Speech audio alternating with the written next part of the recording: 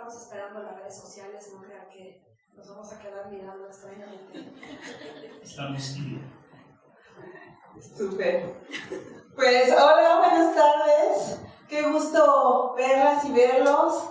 Es una alegría como siempre estar aquí en el foro Expresarte de Gandhi. Muchas gracias por la invitación. Y pues bueno, te presento y yo me presento. Entonces me da mucho gusto. Primero voy a hacer un mínimo preámbulo. Hace unas semanas, quizá meses, ya no me acuerdo muy bien, aquí en el sí, ¿verdad? Platicando con Angie aquí en este mismo espacio, me convocó, me contó también que iban a hacer este ciclo de charlas construyendo habitaciones propias con la intención de dialogar con las personas sobre ideas y vivencias vinculadas con el ser mujer hoy en día, con todo lo que traemos cargando y demás, ¿no? Y pues me dijeron, nos encantaría que inauguraras el ciclo, pero bueno, ¿con quién quieres inaugurar el ciclo, no? O sea, ¿con quién quieres estar? Y por ahí salieron algunos nombres de amigas que quiero y valoro mucho, pero ya haciendo la cuenta de lo que quería compartir con ustedes, pensé, nadie mejor que Mónica Soto y Casa. Les pido un aplauso para Mónica. Que bueno, Mónica para mí es una mujer ejemplar, alguien que ha aprendido, porque se aprende, o sea, por un lado es innato y por otro lado se aprende a vivir su ser mujer en todas las dimensiones, particularmente en la erótica. Su literatura nos refleja todo eso. Yo siempre le digo que es empresaria de sí misma y me parece fantástico, ¿no? No depender de nada y ni de nadie y hacer todo su proceso literario. Y cabe destacar además que es una maestra de literatura, es una estudiosa de la palabra y escribe sus novelas eróticas, ¿no? Y lo digo para romper un primer prejuicio, que de pronto creemos que la literatura erótica no es literatura elevada o no es una literatura compleja, pero Mónica rompe ese esquema y es realmente una estudiosa de eso, una maestra de literatura que decidió, ¿no? Eligió en la vida ir por ese camino. Entonces, gracias mi querida Mónica por estar aquí y por compartir como siempre. Muchas gracias, Vero. Y pues bueno, a mí cuando Vero me escribe y me dice, oye, tengo esta idea y quiero hacer, le dije sí, no sabía ni a qué venía, pero ella me puede preguntar qué, yo le voy a decir siempre que sí, que ya lo sabes. Y pues si ustedes la conocen, es la famosa doctora Verótica, tiene pues sus columnas, hace librotea, es una mujer que realmente es impresionante porque parece como 10 personas en una. Y yo siempre he admirado mucho eso de ella, además de ser sexóloga y de ser terapeuta, y es muy generosa con la gente que se le acerca, y ahora representa a escritores, y a Andrés Newman y a Sandra Becerril, que admiramos muchísimo. Entonces es una mujer que realmente pues inspira esta libertad y esa apertura y esa posibilidad de poder hacer de tu vida lo que te dé la gana, porque ella eso hace. Entonces para mí, cuando me buscaste y me invitaste, pues me sentí muy privilegiada. A veces cuando nos conocimos, que no fue hace tanto tiempo, nosotros nos preguntamos dónde he estado toda mi vida y por qué no te había conocido antes, porque pues yo no conozco a nadie más loca que yo que ella. Entonces fue muy, muy afortunado esta coincidencia y gracias de verdad por invitarme para estar aquí. De verdad que colaborar contigo, siempre escucharte es muy inspirador y me encanta que me hayas invitado y te lo agradezco infinitamente. Y pues también a ustedes por estar aquí acompañándonos sin saber bien a qué venían. Tampoco sabemos bien a qué venimos nosotras. Entonces gracias por estar aquí también y a Gandhi por esta idea. Y pues, pero eso te quiero decir, ¿no? Que gracias por invitarme, sabes que te admiro muchísimo desde hace mucho tiempo y es un privilegio estar aquí contigo. Ay, gracias mi querida amiga, es recíproco. Y de hecho nos conocimos, íbamos a la Feria de León, ¿te acuerdas?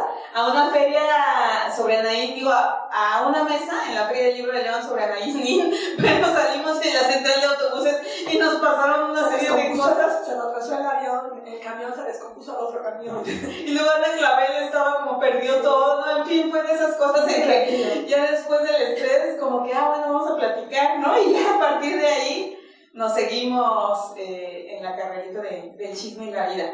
Entonces, bueno, pues Mónica y yo dijimos, bueno, ¿de qué vamos a hablar, no? ¿De qué vamos a hacer? Porque están viendo ustedes aquí al frente nuestros libros más recientes, ¿no? En el caso de Mónica, Los Poliamorosos, en mi caso, Sinfonía del Placer. Pero esta es una charla, o sea, no es una presentación del libro, porque los libros ya los hemos presentado en su momento, nos hemos presentado mutuamente, hemos hecho muchas cosas. Más bien aquí lo que venimos a hacer es a charlar con ustedes.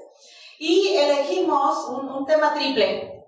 Entonces, el título de esta charla, que insisto, inaugura el ciclo de construyendo habitaciones propias, la titulamos Mujeres, Placer y Rebeldías. Porque creemos, o yo lo pensaba y decía, bueno, ¿cómo podría resumirme primero en la primera persona, ¿no? O sea, yo existiendo con este sexo que me tocó en la vida y que va acorde además a mi género y que lo he aprendido a expresar y a impulsar. Y decía, bueno, o sea, para mí la idea de ser mujer está vinculada al placer que tengo con este cuerpo de mujer.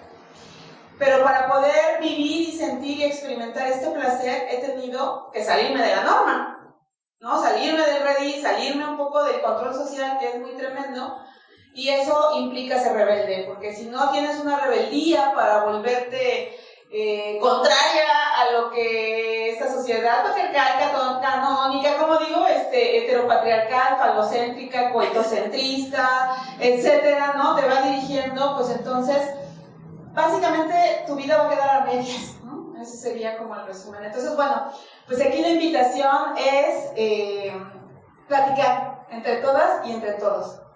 Entonces, vamos a irlo haciendo ya. Si quieren nos pueden interrumpir. Ajá, pueden interrumpirnos y también yo quisiera soltar preguntas, ¿no? Pero claro, no podemos ir pasando a cada una el micro porque no vamos a acabar nunca. Tenemos 45 minutos. Exacto.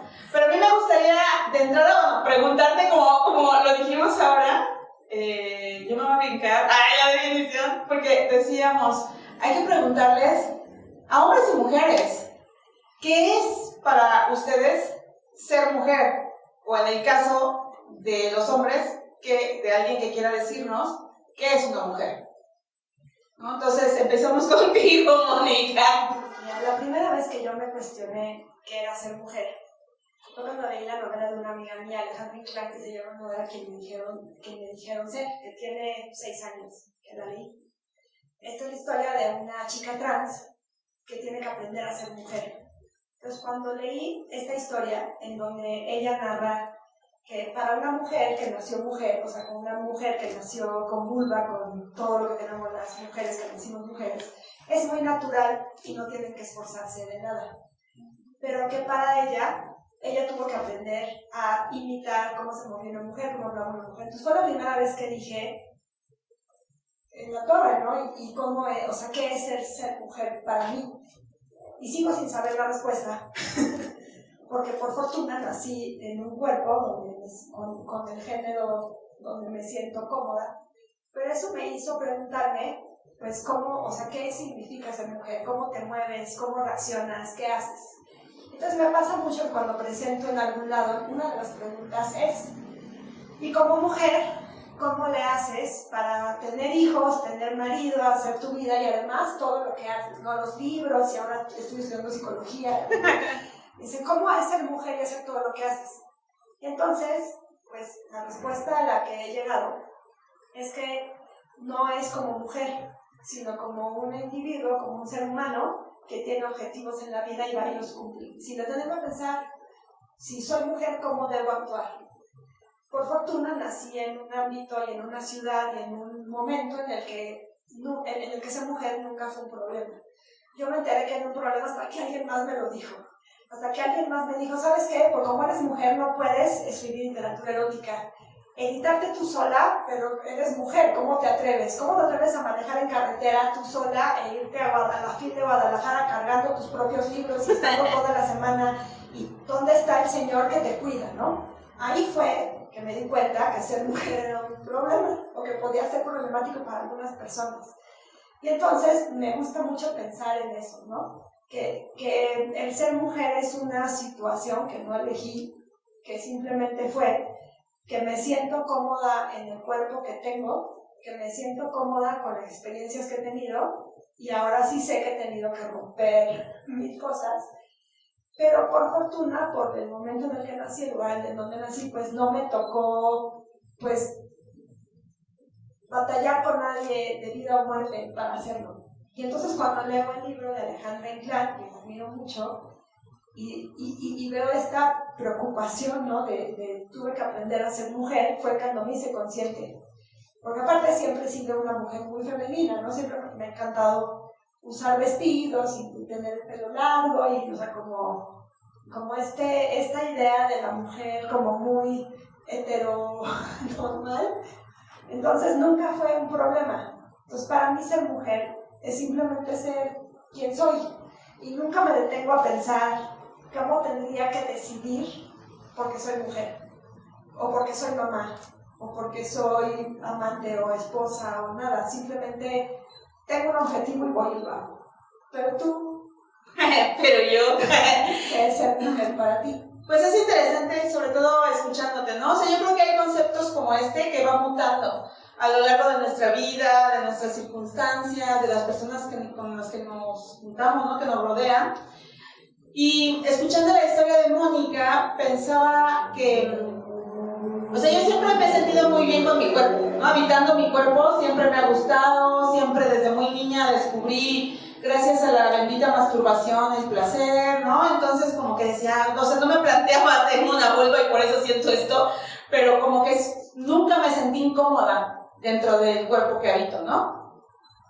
Y entonces para mí, pues, ser mujer era, como dice Mónica, ser quien soy.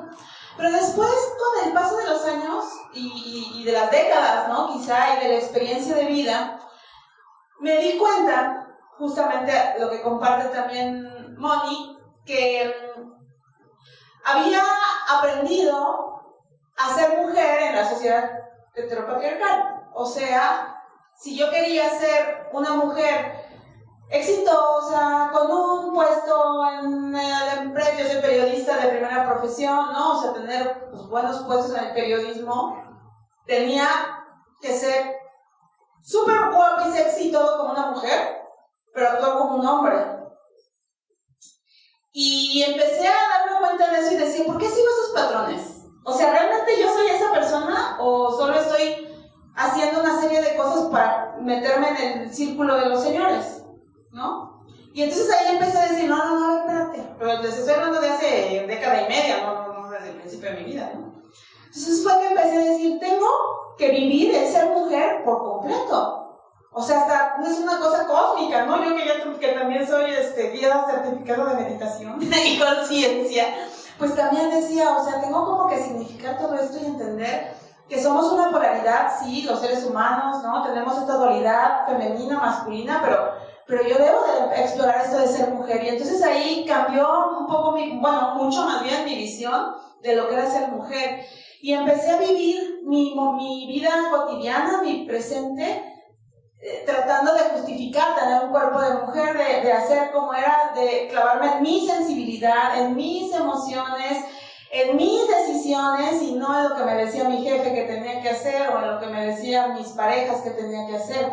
Y yo creo que ahí cambió definitivamente mi significado de ser mujer. Entonces, para mí, hoy en día, ser mujer es ser quien soy, igual que la misma conclusión de Moni, habitando este cuerpo femenino, disfrutando por mucho la maravillosa anatomía que tenemos las mujeres. Y sobre todo, para mí hoy en día ser mujer es ser rebelde, es ser alguien que defiende su ser cotidiano, su expresión. Y nada, pues como un poco todo eso, ¿no? Y sí he aprendido, y creo que hoy en día yo puedo decir que habito esta realidad como mujer, y no solo como alguien con un cuerpo de mujer, ¿no? Sino realmente con esa sensibilidad femenina que me fascina, porque después de tantos años viviendo con una sensibilidad masculina, ahora que vivo esta fase desde esta feminidad, pues ya se completa el cuadro y ya me siento realmente como alguien viviendo todas sus dimensiones, ¿no? Entonces nos gustaría, si te parece bien, que un par de ustedes levanten la mano, de preferencia, si no ya como maestra. Mira, ya tenemos las dos. Nos contesten la pregunta. Gracias, Gabriela. Un gusto estar aquí con ustedes y escucharlas. Yo soy una generación mucho más grande que ustedes y debo compartirles que ser mujer para mi generación, que fuimos la generación X, fue la ruptura y nos costó mucho. O sea, de verdad fuimos muy cuestionadas desde nuestro propio entorno social. Pero adicionalmente, yo ahora que tengo la fortuna de tener hijos adultos y un esposo, cuando uno dice, pues ya se van, ya son independientes, ¿no? Puedo retomar mis objetivos y puedo retomar la autonomía en todas mis decisiones. Y pues se da uno cuenta que es muy complejo, que se acostumbraron a eso. Y que cuando uno les plantea que está replanteando su vida profesional y demás, hace ruido. Hace ruido porque se acostumbraron y crecieron con una forma de ser mujer que además era la esposa y que además era la mamá. Entonces, es otra vez romper, ¿sí? Y tienes que hacerlo de manera muy cuidadosa para no herir susceptibilidades y no romper esa forma tradicional de la familia, ¿no? Y me gustó mucho lo que hablaron ustedes, pasando a otra parte, otra lista del tema de las emociones. A mí profesionalmente siempre me decían, pero no comentes de los niños, de la familia, no digas de las emociones, porque no se debe de ver uno emocional porque se ve poco profesional. Y entonces se nos exigía masculinizarnos profesionalmente, en lo refieres a mí. Entonces, creo que ese tránsito a las nuevas generaciones es mucho más fácil, son más auténticas, y qué bueno, yo lo aplaudo, y digo, adelante las nuevas generaciones que vienen con todo esto, porque efectivamente son más libres, reafirman su autonomía, reafirman su individualidad y reafirman sus aspiraciones, y creo que vamos por el buen camino. Gracias. Gracias. Y ella no también. Gracias. Frida Cartas, la gran escritora mexicana, gracias por estar aquí, Frida. No, gracias por hacer esto.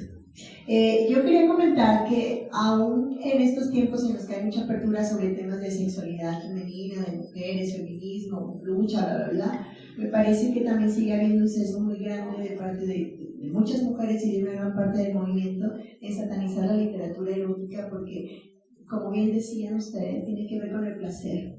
Y pareciera que la consigna número uno tiene que ser el victimismo, el que le vaya mal, ¿no? Como la violencia que pasa, ¿no? Y que es importante nombrarla, visibilizarla.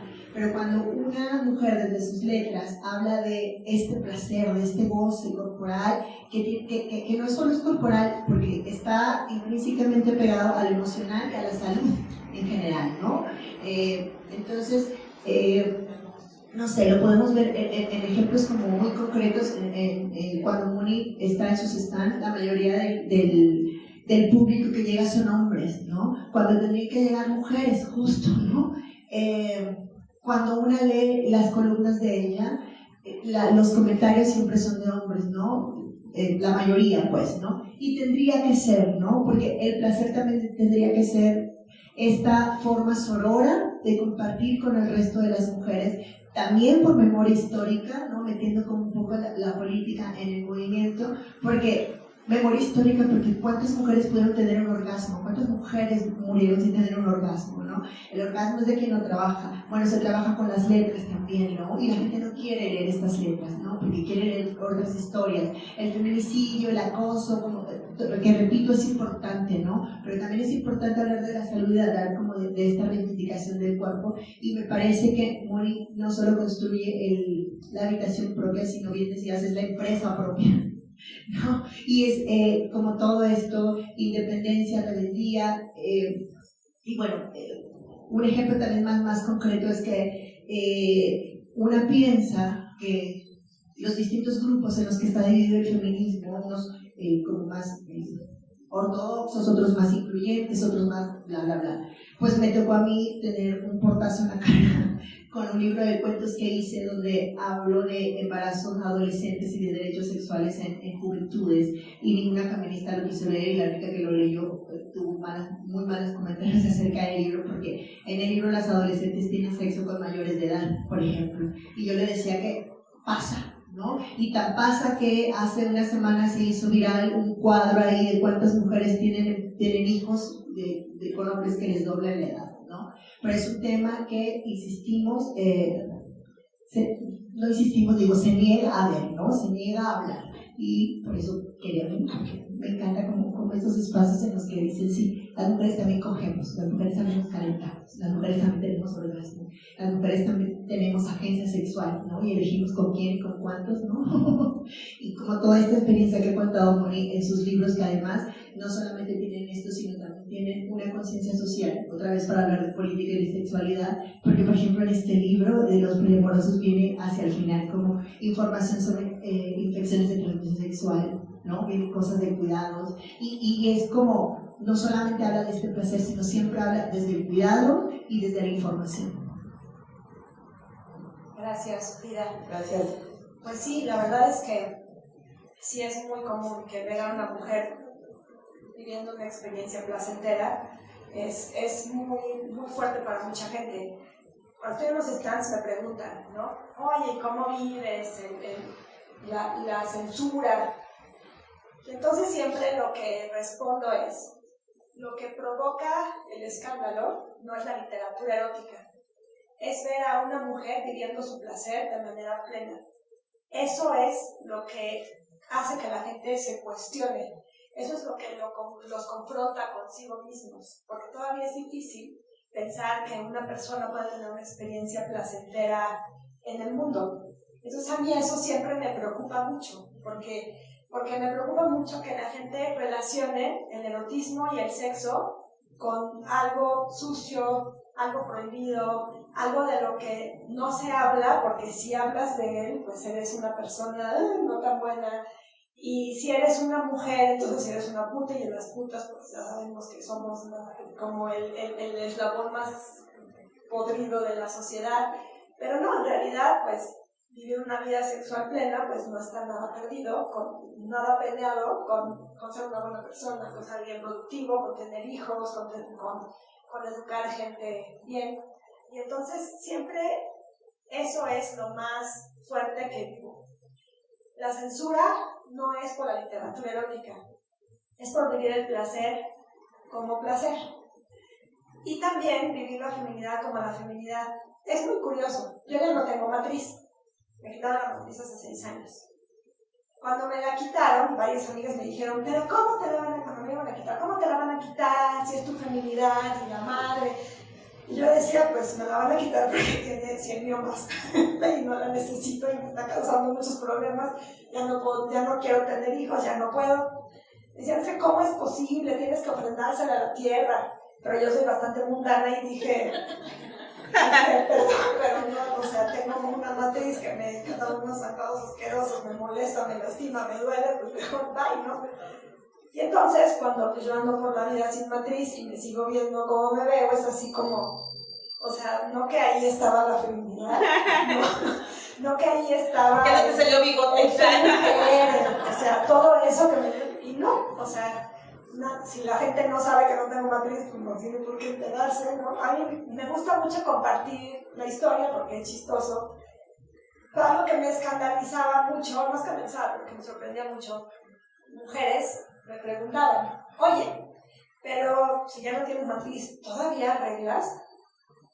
Yo les decía, pues a ver, ¿tú sabes qué es la menstruación? No, pues, y muchas... Y no estoy hablando de mujeres, o sea, mujeres con maestría, o sea, nivel social, académico, chingón, no sabían que la menstruación es el desprendimiento del endometrio del útero, ¿no? Cuando no se fecunda el óvulo. Y entonces me tocó explicar 1000 veces que ya no iba a arreglar porque pues ya no tenía ningún endometrio que se desprendiera. Pero eso, que puede ser tan simple, nos habla de por qué es importante seguir hablando de esto.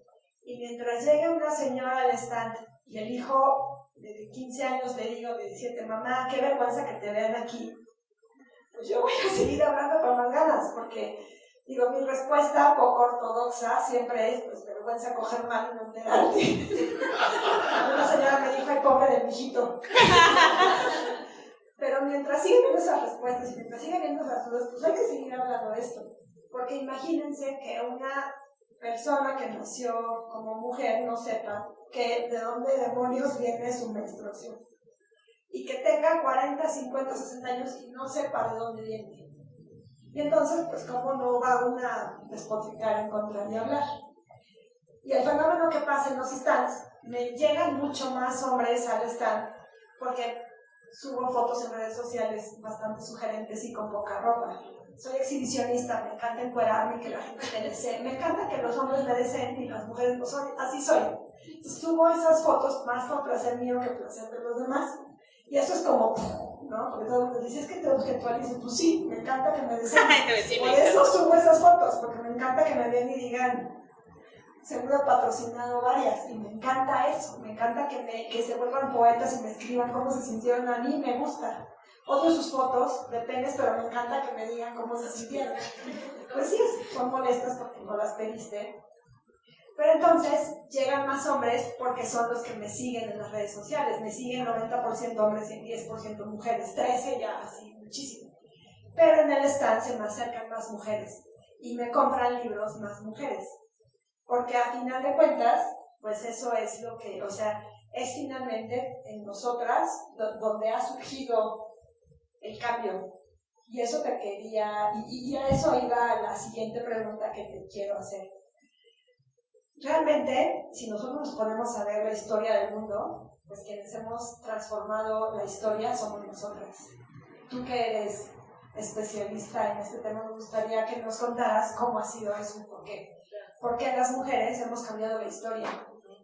Porque la minoría es quien ha cambiado la historia del mundo. Sí te lo voy a contestar, pero no de inmediato.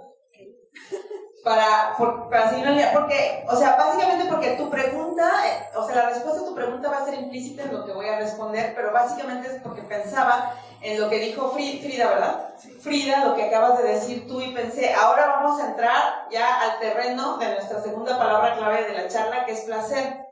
Entonces, a continuación, les voy a dar una breve clase de 5 minutos sobre el placer desde la sexología, y ahí voy a responder tu pregunta. Entonces, dentro de la sexualidad humana es lo que nos integra como seres humanos. Es inherente a nosotros, no es de quitapón. No es de a mí ya no me interesa la sexualidad.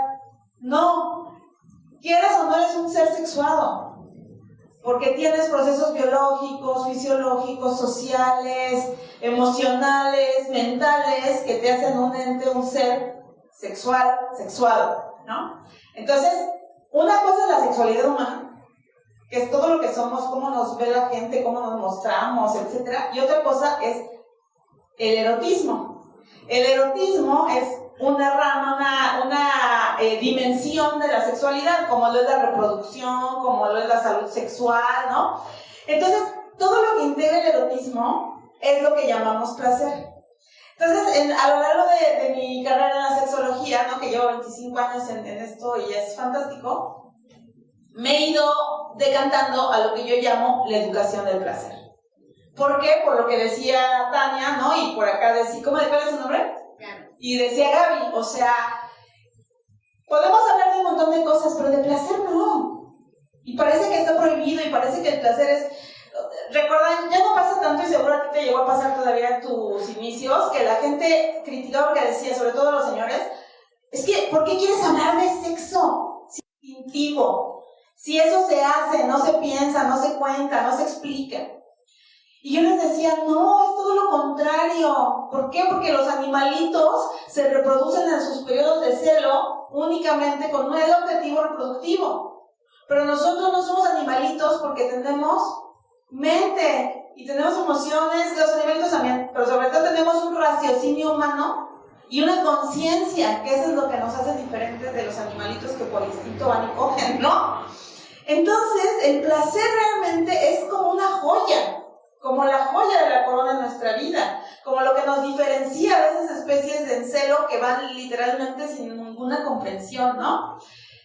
Y particularmente las mujeres, y ahí empiezo como con la respuesta a la pregunta de Mónica, tenemos un cuerpo infinito para sentir placer. Sé que cabe la segunda parte de la breve lección de placer o clasecita del de placer, que es erotismo y cómo vivimos el erotismo. El erotismo está vinculado con la vivencia de nuestros 6 sentidos. No son 5, son 6. Tenemos los 5 sentidos tradicionales: vista, gusto, tacto, olfato y oído. Y el sexto placer es nuestra mente. ¿Por qué la mente es un sentido?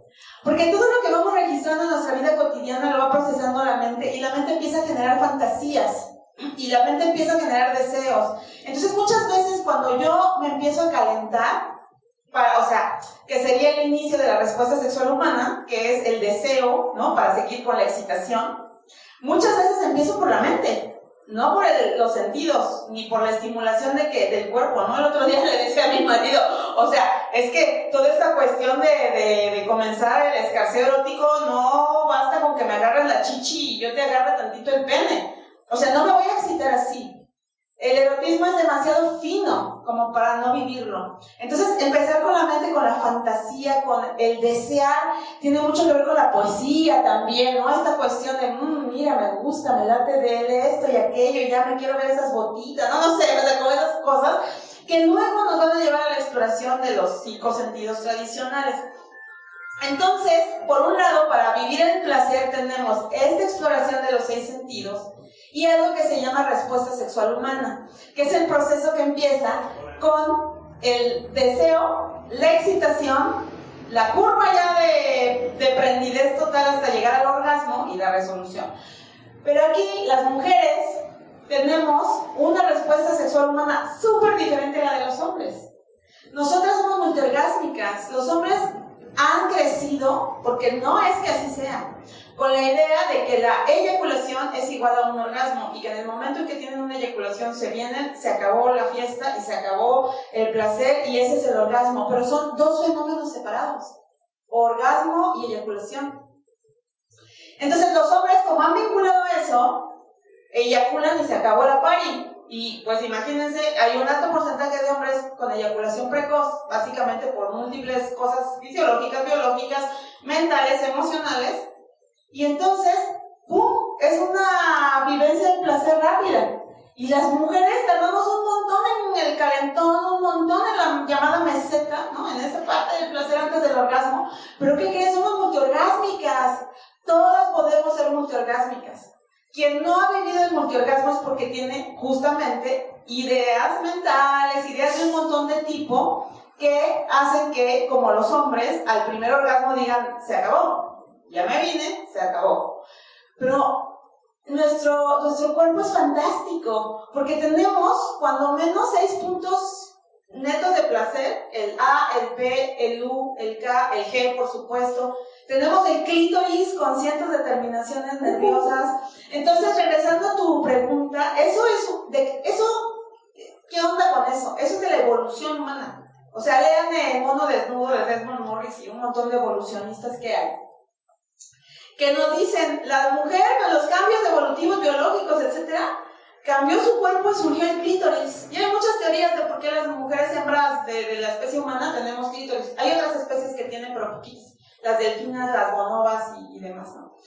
Entonces, ya de ahí tenemos un papel bien interesante histórico de las mujeres en nuestra anatomía, que nos deja el clítoris y los puntos de placer internos y externos. Que hoy en día, y eso es algo nuevo, está confirmado ya, que incluso el orgasmo del punto G y del punto U, que es por la uretra, y el punto P, que es el profundo, todos están vinculados con el clítoris, porque el clítoris por afuera es una cosita ahí, un botoncito, pero por dentro, cuando menos mide 10 centímetros hacia adentro, es como una horquilla, y toda esa horquilla está conectada con infinitas terminaciones nerviosas. Entonces, si yo me estimulo el pezón, puedo generarme un orgasmo, que realmente es un orgasmo del clítoris, aunque lo sienta en el pezón, porque el clítoris me va a mandar esa información tras de la estimulación que tengo acá. Entonces, yo sí hablo tuve un orgasmo de pezón, o de pezones, pero realmente todo orgasmo va a venir del clítoris. Entonces, eso sería lo primero, pero agregando algo a tu pregunta, ya que se acaba esta fase de la clase B, ¿tú crees? Tenemos ese potencial por la naturaleza desde origen, ¿no? Ahora sí que, como dicen, de fábrica, ¿no? De fábrica de la creación. Tenemos esa posibilidad. Pero ahí entra todo el papel de esa sociedad patriarcal. En la historia de la humanidad que conocemos hasta ahora, porque hay un montón de pasado que no hemos todavía querido asumir, pero digamos que son los sumerios, fue la primera y la última civilización que tuvo realmente una mujer como la guía, como la base de todo eso. Y después de eso, todo fue lo que los señores nos decían que tenía que ser.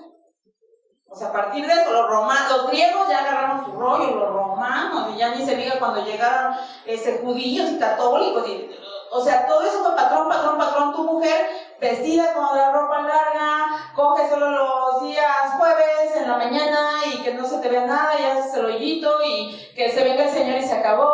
Entonces, realmente, a mí me fascina la historia de la sexualidad humana, porque ahí es donde vamos encontrando que por un lado es una dicotomía, ¿no? O sea, tenemos esta posibilidad infinita de sentir placer y vivir placer frente a lo que la sociedad nos ha hecho, que es anularnos por completo. ¿Y por qué lo han hecho? A ver, ¿alguien me quiere decir por qué se ha anulado esa fuerza sexual de las mujeres? Por poderosa. Por poder, sí. Exacto. Profundamente poderosa. Porque es profundamente poderosa, ¿no? Y ahí entra el tema entonces de la rebeldía. Claro, me están silenciando porque yo tengo un gran poder y tengo un gran poder erótico y sexual que no tienen los hombres. Y los hombres se han sentido siempre acomplejados, quizás sería la palabra, no sé, de decir, ¿cómo voy a dejar que la mujer guíe la sociedad, el país y todo si tiene una fuerza bruta? Pero finalmente, como lo he visto, es que la libertad sexual suele ser como la primera escala de la libertad en general. Seas hombre o mujer, lo que sea, con lo que te identifiques, cuando posees tu sexualidad, cuando la vives de una manera plena, es el primer paso para que tu demás libertad se contagie. Y entonces, pues obviamente la gente libre pues es mucho menos difícil de controlar, mucho menos difícil de mantener en el corral, hay que atentar en contra de eso para poder controlarla. Y entonces, al final de cuentas, vivimos en una sociedad que le ha mochado el placer a todas las personas, porque si ustedes se fijan, el mundo está hipersexualizado. Tenemos imágenes sexuales por todos lados. Y al mismo tiempo nos dicen que el placer está mal y que el sexo es sucio. Y entonces ahí empiezan los problemas, porque tenemos gente que no sabe cómo lidiar con tanto sexo de una manera sana. Entonces lo primero que habría que hacer es decir, bueno, somos seres sexuales, somos. Es una de nuestras funciones básicas, lo es. ¿Qué hacemos con eso? Le decimos a un adolescente que lo entierre hasta lo más recóndito porque qué vergüenza, o le enseñamos a trabajar con él. La educación sexual es reproductiva. ¿Cómo no te embaraces? Jamás es cómo se siente el placer. Entonces tú tienes, cuando vi esto y fue como, ¿cómo le enseñas a un hijo a sentir placer? Es como, obviamente no le vas a enseñar a masturbarse, ¿no? Porque es una cosa como muy privada. Pero sí le puedes enseñar a decir qué le gusta y qué no le gusta. Entonces, si tu hijo te dice, ¿sabes qué? Esto no me gusta de comer, pues no te lo comas. Te estás haciendo piojito, mamá, o sea, ¿cómo te gusta quieres que te haga la cabeza, en la espalda, en el brazo? Tú dime, ¿qué prefieres? ¿Qué te gusta más? No tiene que ver con los órganos sexuales, tiene que ver con los sentidos, tiene que ver con el placer, porque tenemos placer de la punta del pelo hasta la punta del dedo gordo y la imaginación. Es preguntar, ¿qué prefieres? ¿Qué te gusta? ¿Qué te emociona? ¿Qué te hace sentir mejor? Y eso es algo que jamás en la vida, al contrario, ¿no? Es saluda a tu tía fulana, es que no le quiero dar un beso, dale un beso a tu tía fulana, no. Si no le quieres dar un beso a tu tía fulana, dale la mano, o sea, llega a saludar, pero no tienes por qué tocar a alguien que no quieres tocar. Entonces desde ahí empieza el asunto, ¿no? ¿Cómo enseñamos el placer a alguien para que sea capaz de decir, no me toques de esa manera, o tócame de esa manera? Estamos en un mundo hipersexualizado que no nos enseña a trabajar con eso. Entonces, pues tenemos que empezar a hablar con los niños, los adolescentes, del placer. No le vas a decir, mira, una relación sexual es cada quien a su tiempo. Pero sí le vas a enseñar, pues, qué parte del cuerpo es privada, qué parte del cuerpo es bueno agarrar la mano. Yo digo que a un niño le agarras la mano, o sea, lo único que pasa es la mano, ¿no? Hay diferentes opiniones, para mí es lo único es la mano, ¿no? Pero darle un beso, que un abrazo, y eso es enseñarles y darles herramientas para que puedan disponer de su placer cuando sean adultos. Y pues la educación al placer pues no existe. Y entonces por ahí empiezan los problemas, ¿no? Y no nada más a las mujeres nos han mochado el placer. Me ha tocado de verdad en el asunto de los libros, escuchar unas historias tremendas de hombres que también han sido pues ahora sí que aterrorizados por sentir, ¿no? Y entonces pues me parece importante pues siempre aclarar eso, ¿no? Que a las mujeres ha sido mucho más terrible, pues sí. Pero a final de cuentas, pues aprender a vivir el placer de una manera plena es algo que no te enseña nadie. Y que un hombre llegue y a los 5 minutos ya pasó sin pensar en que un juego previo puede empezar cuando le invitas a la cena 24 horas antes, pues también es vivir una experiencia mucho, ¿no? Que piensen que el único placer que existe es la penetración y no que lo tienen todo el cuerpo, pues también es una experiencia mutilada. Y pues qué bueno que también empiecen a saber que no tiene que ser así, ¿no? Sí, que eso es fantástico, ¿no? Y esa es como otra clave, ¿no? Que estamos aquí compartiendo con ustedes. O sea, el sexo, la erótica, como quieran llamarle, no es la metida. O sea, la metida en las parejas heterosexuales o de cualquier orientación sexual, porque a fin de cuentas pues tenemos orificios que se pueden penetrar, pero eso no es la relación sexual, no es el acto erótico. Y lo peor es que nos han hecho creer eso. Entonces desde las telenovelas, las mismas novelas, los libros, entonces como yo digo, ¿no? Se dan 3 besitos para adentro, 3 sacudidas, se acabó, y ya, veo juegos, no sé, fuegos artificiales, y entonces crecemos con esa imagen y creemos que así va a ser, y la primera vez que tenemos un encuentro penetrativo decimos, ¿qué es esto? ¿No? Ya se acabó, ya fue, ni sé qué sentí, qué está pasando, ¿no? Entonces yo creo que un consejo tip súper importante basado en todo lo que nos acaba de compartir Mónica es, ojo, no, la metida se llama coito, y el coito es una posibilidad que podemos tener de toda una inmensa gama de posibilidades para explorar y sentir el placer. A mí me gusta mucho cuando tengo pacientes que yo llamo acompañados y acompañadas, ¿no? En la clínica, ponerle ejercicios en donde no hay metidas, ¿no? O sea, le digo, a ver, hoy en la noche, es más, tú te vas a dejar la ropa puesta y tú te la vas a quitar, y entonces le vas a hacer de todo a ella, le vas a chupar, le vas a lamar, le vas a tocar, vas a meterle pero no el pene, ¿no? Y te deja la ropa puesta, porque si te la quitas vas a tener la tentación de metérsela. Y lo que quiero aquí es que vean cómo es vivir la experiencia erótica sin que haya una penetración. Entonces, eso para los adultos es fantástico, pero para la gente joven no solo es fantástico, sino también es una forma de evitar embarazos no deseados. Porque como cuando nosotros no le decimos a la gente joven, mira, tienes 1000 posibilidades, 1000 opciones de vivir el placer sin que haya metida y por ende eyaculación dentro de una vagina, o sea, vas a evitar un embarazo no deseado. Entonces, disfruta tu cuerpo, disfruta todo lo demás y ve como dosificando todas las posibilidades que hay. No es que tampoco ya vayas a usar el coito, ¿no? A tener coito, pero es una cosa más de un montón de cosas. Entonces eso también, amiga mía, es un super tip. Y ahora me gustaría, por el timing, que ya sabes que yo como hago televisión, luego lo tengo ahí medio bien marcado, pasar a nuestra última parte, ¿no? Y ya si quieren después fusionamos o contestamos preguntas probablemente, ¿no? Que es la parte de la rebeldía.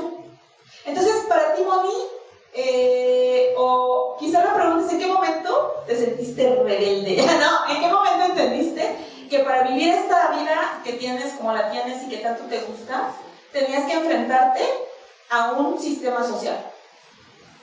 Bien, a mí lo que me hizo rebelde fueron los libros. Yo vengo de una familia muy conservadora, que por fortuna nunca me dijeron, este libro no lo puedes leer. Yo leía lo que hubiera.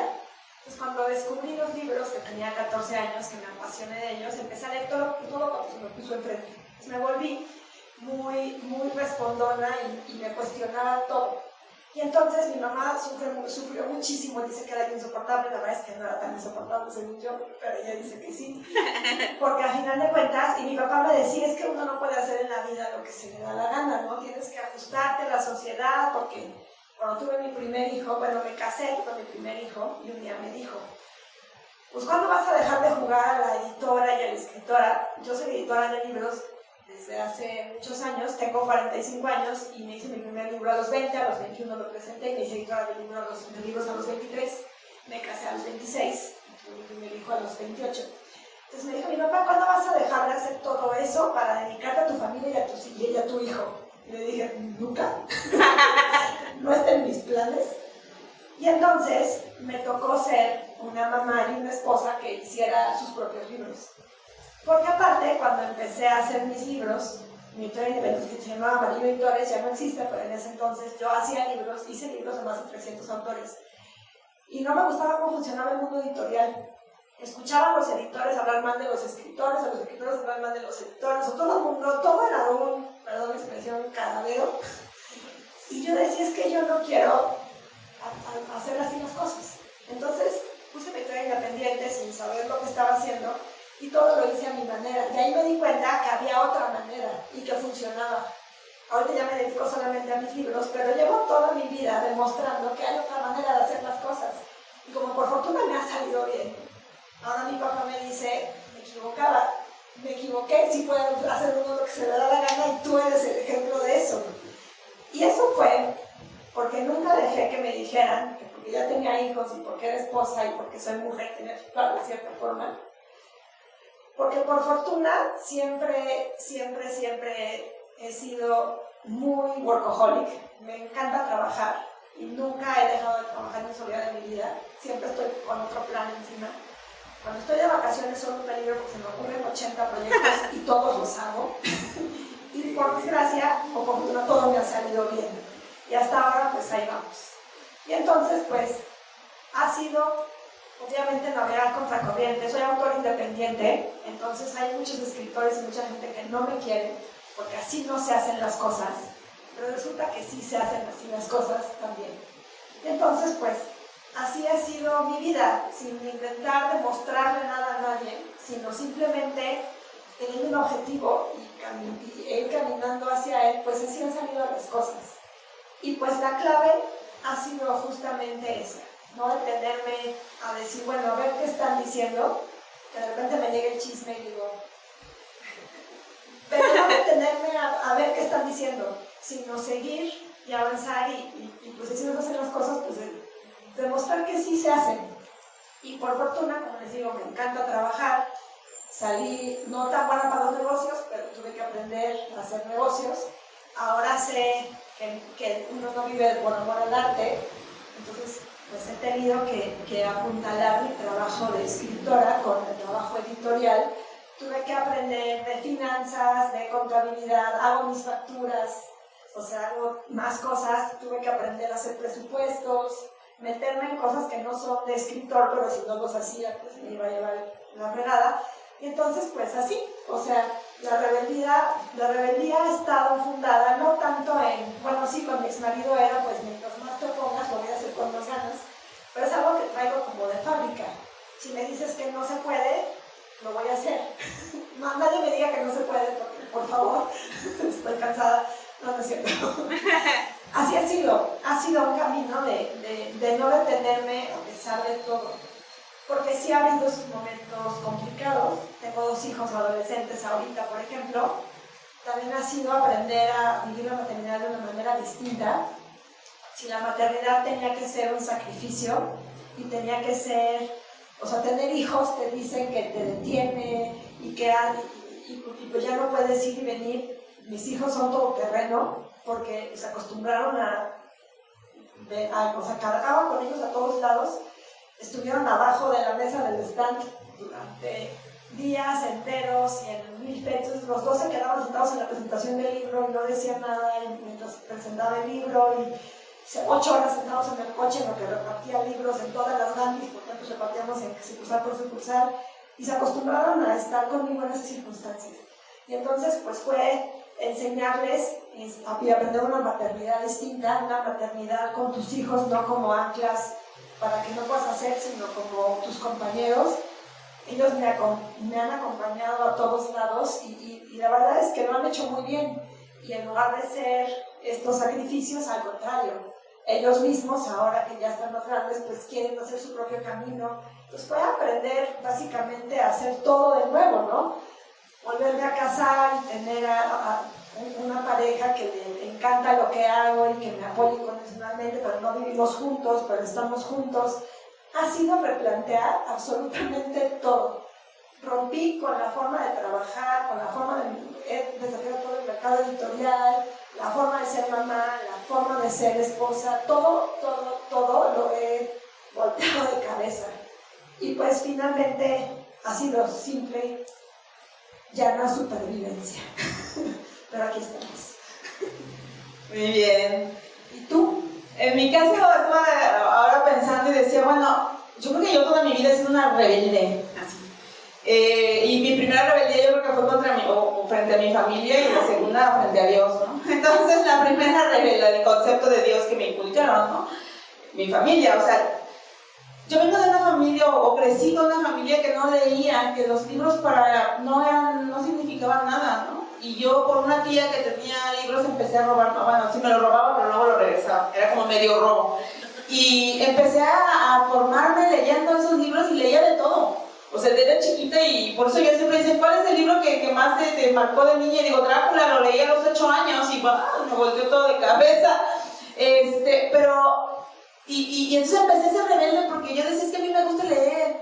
Y mi familia me decía, ay, ratita de biblioteca, no nos pelas, en vez de estar aquí viendo la telenovela, ¿por qué estás leyendo? ¿No? Ese tipo de cosas. ¿Y por qué quieres tu vestido con libros estampados y no como de pastel? Ajá. Y yo, porque lo quiero, ¿no? Entonces, como que yo creo que la primera rebeldía para mí fue darme cuenta que era bien diferente a mi familia y al entorno, ¿no? Donde había crecido. Pero que no quería ser así. Que quería seguir en los libros y seguir en todo. Y luego digo como contra rebeldía a Dios porque pues, mi familia era hipercatólica, ¿no? Bueno, no sé, sí, supongo. Digo, ya se murió mi mamá y por eso me pregunto si seguirán siendo los que la sobreviven. Y entonces pues era toda esta cuestión de la señorita y la virginidad, y cuando me bajó la regla, lo que decía mi mamá era, ya te puedes embarazar, ¿no? Y yo de 11 años decía, ¿what?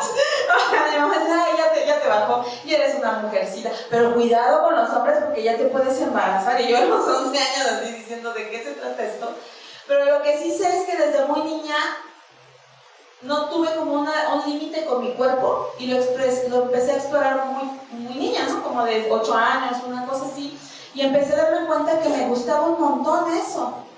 Pero luego me empecé a angustiar porque decía, Dios me está viendo y me va a tener algo en el dedo flameque, me va a castigar, ¿no? Pero después me acuerdo perfectamente que una noche mis papás veían Nino Canún, ¿se acuerdan, no? Del programa de Nino Canún, quienes ya están más así, como de mi edad, viendo el Nino Canún, que eran los programas de debate que duraban toda la noche. Y yo me paré al baño y empecé a orejear, y era un programa sobre la masturbación. Y entonces yo orejeando, dije, así se llama, o sea, tiene un nombre. Esto que yo hago y que me estoy culpabilizando. Y al día siguiente, como buena Matilda nerda, agarré el diccionario. Ay, Newman, hay que decirle, Andrés Newman estaría orgulloso de eso. Fui a agarrar el diccionario y vi la definición de masturbación. Y dije, es lo que hago. Y si viene en un diccionario, y si lo habla Nino Canún en la televisión, entonces todo el mundo lo debe hacer. Entonces, ¿por qué me estoy yo ganando culpas a lo güey? O sea, debe ser algo que se hace. Y entonces, a partir de ahí, yo empecé como esa libre exploración de mi cuerpo, de mis sensaciones, y obviamente, llegada a la edad, que además fui como ñoña, o sea, mi primera vez con mi novio, así de muchos años y todo, pero a la vez empecé a vivir eso y a decir, wow, qué emoción el cuerpo, qué emoción la emoción que siento. Luego ya fui creciendo, empecé a tener más novios, porque también dije, bueno, o sea, no me voy a casar con mi novio de la prepa, ¿no? O sea, como que aquí hay mucho campo por explorar. Y entonces ya más, empecé a reportear a los 19 años, ¿no? Empecé muy joven, por eso tengo una larga carrera en el periodismo, y porque estoy ruca también, obviamente, yo tengo 54. Y entonces empecé a decir, ¿por qué me voy a conformar con tener un novio y casarme y tener hijos? Si tengo que, ¿no? Todo este abanico de posibilidades. Y entonces pues empecé a tener novios, ¿no? Y empecé a tener amantes, o sea, bueno, a coger con esas personas, fueran novios o no. Y entender la diversidad de cuerpos y la diversidad de formas de ser. Y me empecé a clavar también un montón de cosas de cómo me vinculo, ¿no? Con cada una de estas personas, hasta dónde, etc.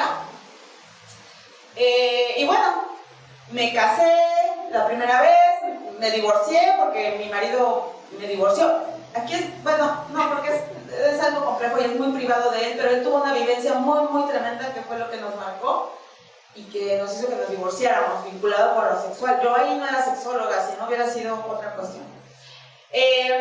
Pero bueno, digamos que sí, seguí una vida que para la sociedad era ok, se casó, se divorció, ¿no? O sea, no vamos a fingir que no tuvo todos los novios, ¿no? Yo me divorcié, seguí teniendo más novios, etcétera, el marido. Y me empecé a formar en la sexología hace 25 años. Y llegó un momento hace no demasiado. Entonces, la educación sexual per se es contracultura. O sea, no es cultura, porque la cultura no nos permite hacer educación sexual. Tenemos que ir contra esa cultura hegemónica que nos dice cómo vas a hablar de sexo y más tu mujer, ¿no? Y hoy en día resulta que la mayor parte de las educadoras sexuales en el mundo y en este país somos mujeres. Y de las escritoras. Y de las escritoras de novela erótica hoy en día.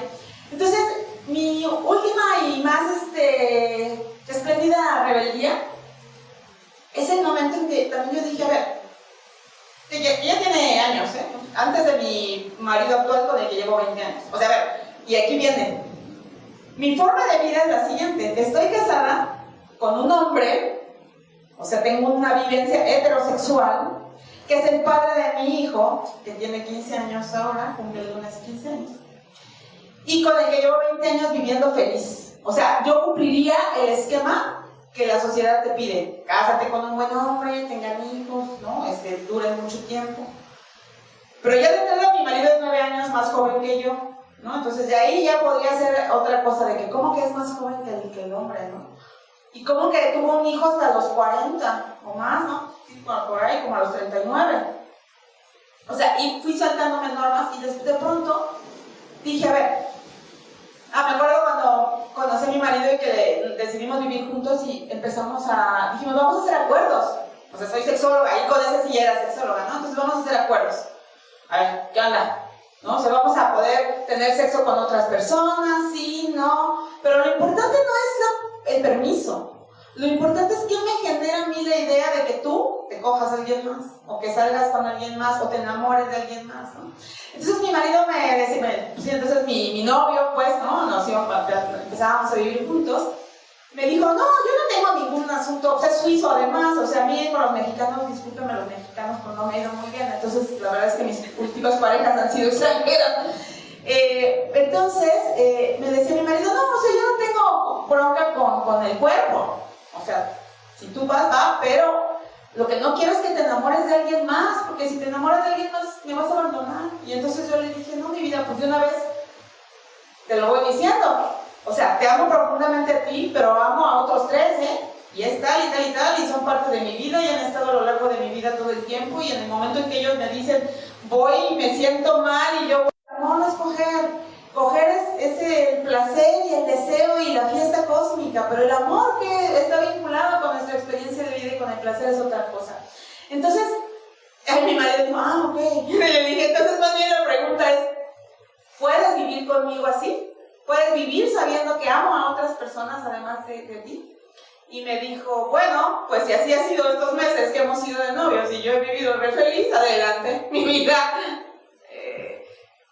Yo quiero vivir la vida contigo como eres, ¿no? Y entonces, sí, ya vamos a cerrar y sobre todo con preguntas veloces.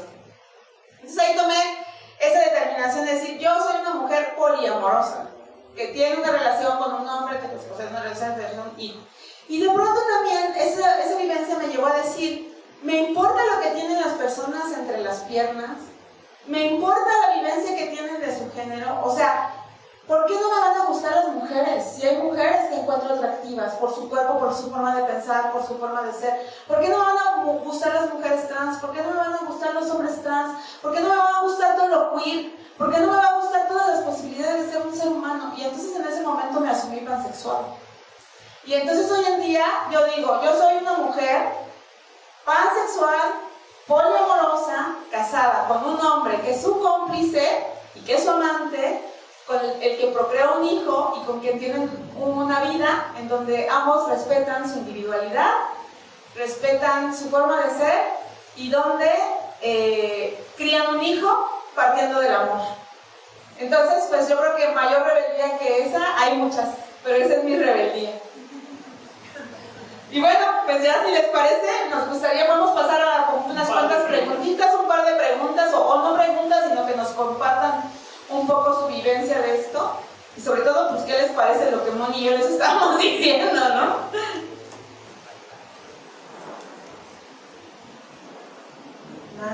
Los dejaste patidifusos.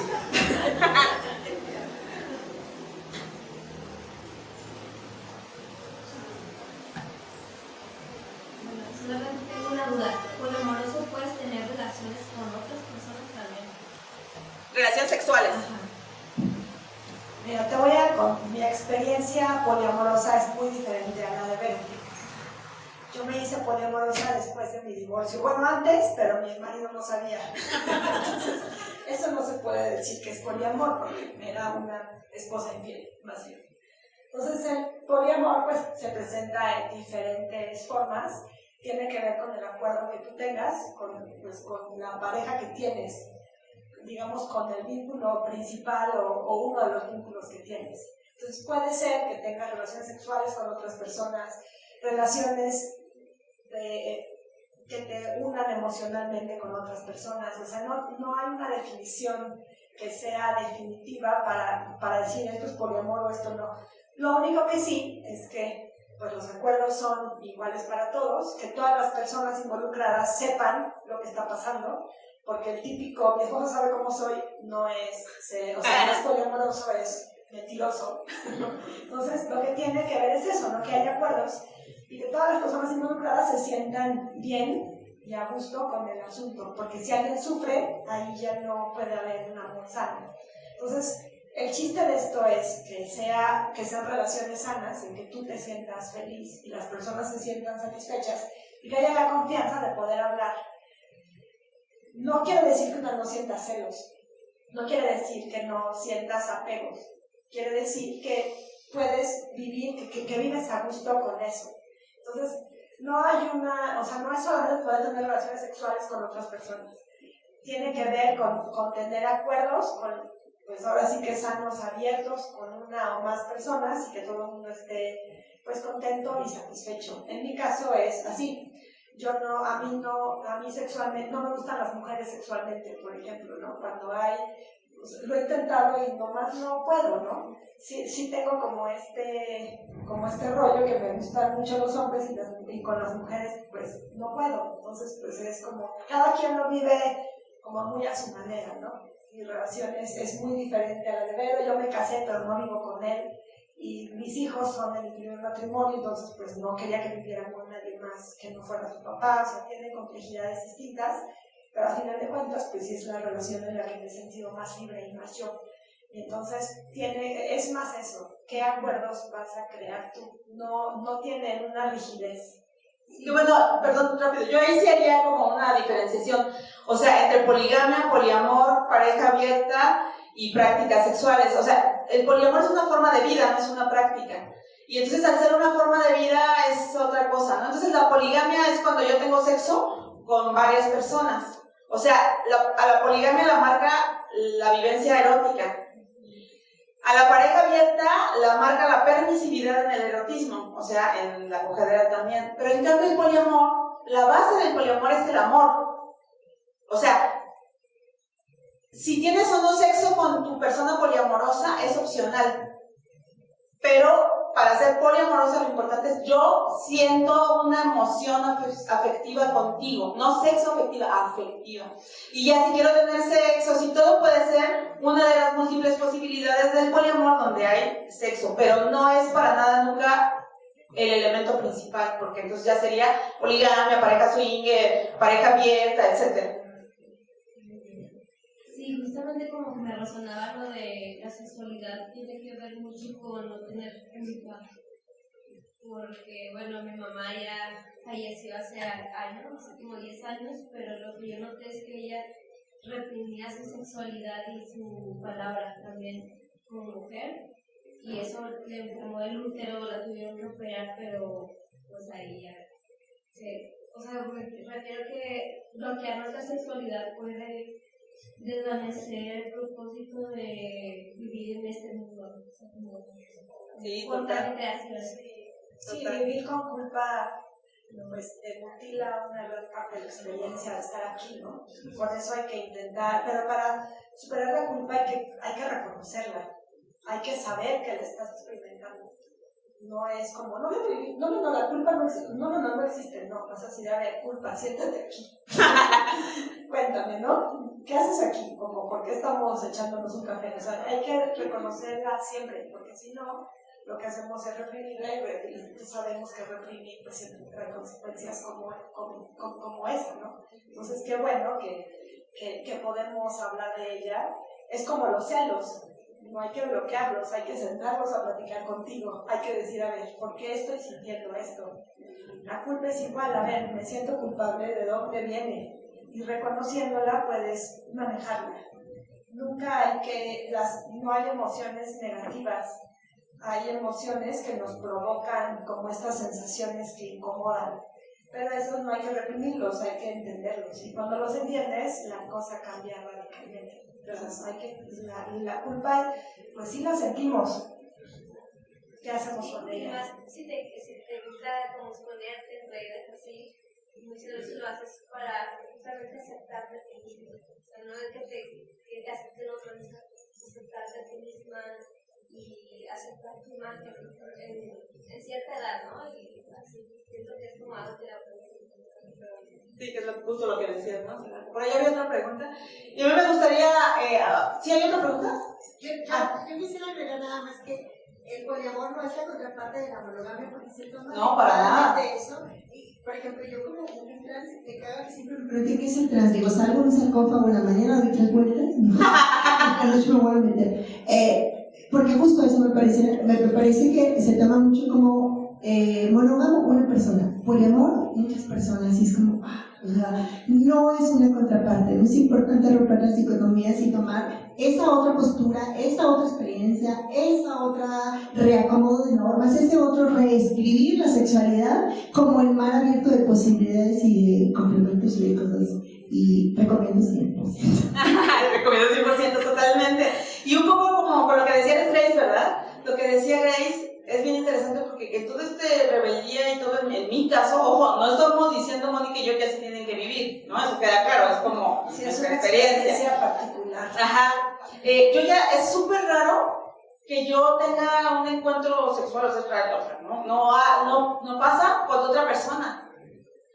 Pero porque me clavé a estudiar la sexualidad sagrada y entonces me metí a estudiar la energía como último elemento de la vivencia erótica y del cuerpo físico, y entonces yo ya llego a un punto donde digo, ay no, entre qué hueva y qué gasto de energía traer a alguien a mi cuerpo, que no voy a saber ni cómo manejarlo, ni nada, ¿no? Y a esta edad la verdad no tengo la energía que tenía en la juventud. No, simplemente es como una cuestión de estoy bien así, o sea, tengo mi energía súper a full y sé con quién la comparto, y listo, ¿no? Y ya toda la aventura ya es aunque me sigue pareciendo excitante, como que digo, no, ¿para qué? ¿No? Entonces, sí, todo esto pues es para que nos demos cuenta de que hay muchas formas de vida y de entender todo esto y de gozar, ¿no? Y en cambio yo soy mucho más mundana, yo sí... Pues sí, digo, son experiencias... Sí, total, y por eso me encanta que tú y yo somos así la dupla sensacional. Porque además a mí me fascina cómo es ella, le fascina cómo soy yo. Y caminamos juntas, ¿no? En vez de decir, ay, Mónica no entiende lo que yo quiero decir. O sea, toda mujer es única y irrepetible, y todo ser humano es único y irrepetible. ya tengo la energía de 7 años de no sé cuántos. ¿Alguna otra pregunta, comentario? Vamos a la última pregunta antes de la firma por La guillotina.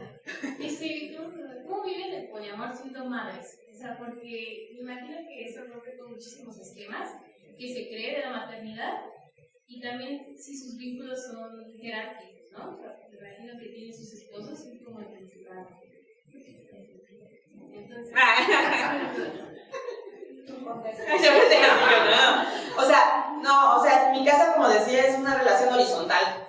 O sea, además, la ventaja de estar casado con un suizo es que en esta casa 50% y 50%. O sea, tú pones el 50% del ingreso, yo pongo el 50% del ingreso y a ver cómo le hacemos. Si yo tengo un pedo de dinero, sí me ayuda. Si él tiene un pedo de dinero, yo le ayudo, pero es como totalmente horizontal y no es jerárquico. O sea, no es que el señor tenga la palabra. O sea, es como un trabajo en equipo. Ahora, yo tengo porque sí es como una bonita ventaja de que fui mamá ya siendo una sexóloga con unos buenos años de experiencia. Entonces, lo que yo he hecho en la crianza de mi hijo es, desde que nació, darle educación sexual. Desde los colores que voy a usar, el idioma que voy a hablar. Entonces, mi hijo a los 6 años ya sabía lo que era la identidad sexual, la orientación de género, la identidad de género, la identidad de sus orientaciones y demás. Ya sabía lo que significaba ser un novio, ser un amigo, tener una pareja y que la pareja no. O sea, desde que él tiene conciencia, ha tenido una información correcta en términos de sexología. No, aquí no, o positiva. No, correcta también está bien, pero sobre todo positiva. Entonces yo no llego con mi hijo de 15 años y le digo, soy poliamorosa. O sea, si me ven en un video, pues quién sabe, nunca me lo he dicho. Pero lo que sí sabes es que hay varias personas en mi vida que son inamovibles. O sea, que a veces salgo en la noche y le digo, es que fulanito se siente mal y le voy a ir a llevar su sopita. Ah, bueno, vale, nos vemos, ¿no? O es que me voy a ir a bailar con su tanito. Y entonces él no se pregunta porque no hace un estigma, ¿no? O sea, no. Entonces, yo siempre le digo, aquí nos amamos todos, yo amo mucho a tu papá, pero también amo a otras personas. Y son parte de mi vida y no las voy a dejar de amar nunca. Y él nada más me dice, pues qué bueno, ¿no? Qué chido. O sea, nunca me ha cuestionado, pero porque su mente no ha estado tan contaminada como lo están de quienes no han tenido una madre educadora sexual, ¿no? Así. Mi experiencia es un poco diferente, porque mis hijos pues vienen de un matrimonio tradicional. Entonces yo sí he tenido que hablar con ellos abiertamente de la vida que tengo. Entonces yo sí tengo una pareja principal, digamos, y los demás es diferente. O sea, yo no tengo como amores así, varios, no. Tengo una pareja principal y los demás pues son así vínculos más sexuales que emocionales. Y mis hijos lo saben. También he hablado con ellos abiertamente del sexo desde que son muy niños, sobre todo por la parte de evitar que abusaran de ellos, de que ellos supieran que estaba pasando algo que no tenía que estar pasando. Para mí eso entonces toda su vida pues, ha sido muy natural. Le dijeron vagina a la vagina, pene al pene desde chiquitos. Curiosamente, la gente dice que no se le habla a los niños ese tema porque no van a respetar sus instintos, y mis hijos son adolescentes ya de 15 y 17 y no están locos por el sexo como todos los demás. Entonces eso ha sido muy sano. Como no es el tabú, pues no tienen como la urgencia de estar como muy tranquilos con el tema, y pues hablamos abiertamente de cómo es mi relación. Para mí sí fue muy importante que ellos lo supieran. Entonces sí me senté, y les dije, pues tengo este tipo de relación, y ellos me dijeron, pues ok. O sea, nunca ha habido como un tema de mi mamá, para nada, ¿no? Y tampoco es que lo digan a todo el mundo, pero al final de cuentas tienen una relación muy sana con mis relaciones. Y eso para mí ha sido muy importante. Yo sí tuve que hablar con ellos así, o sea, sentarlos y decirlos, porque me divorcié de su papá, porque nos fuimos a vivir solos, y porque luego me casé, o sea. Y para mí la mejor estrategia siempre ha sido hablar. Yo me divorcié porque le puse el cuerno a mi marido, y mi marido se enteró y se dio de Troya. Me dijo, mamá, ¿por qué se divorciaron? Y dije, porque le puse el cuerno a tu papá. ¿No? O sea, tuve que contarles, les conté toda la historia, y ellos, pues, al principio era así como de, tú, pero ahorita ya, o sea, ha sido un proceso, ¿no?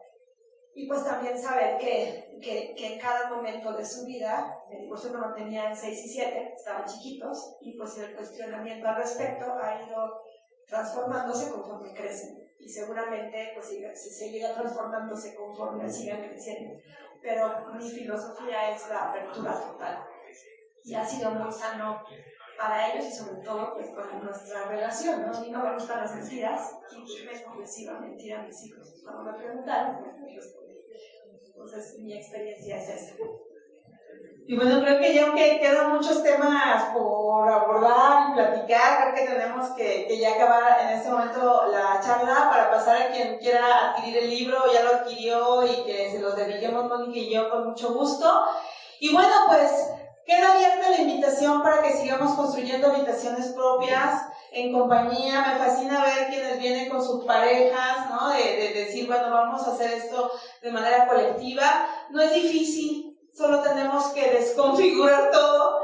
Y síganos a Mónica y a mí, acompáñenos y pues vamos a tratar de seguir haciendo cosas. Bueno, siempre hemos tratado de estar juntos haciendo cosas, pero creo que somos una bonita dupla para justamente desconfigurar un montón de ideas que nos hacen daño en vez de hacernos bien. Entonces, pues abran su habitación, límpienla, cuídenla, adórnenla como quieran, vivan el cuerpo femenino, vivan el ser mujer, y compártanlo con los hombres en el caso de quienes tienen parejas hombres, para que sea un gozo, y quienes tienen parejas mujer, disfruten por doble partida la posibilidad del cuerpo femenino. Entonces, pues muchísimas gracias, que tengan buena noche, Moni, gracias.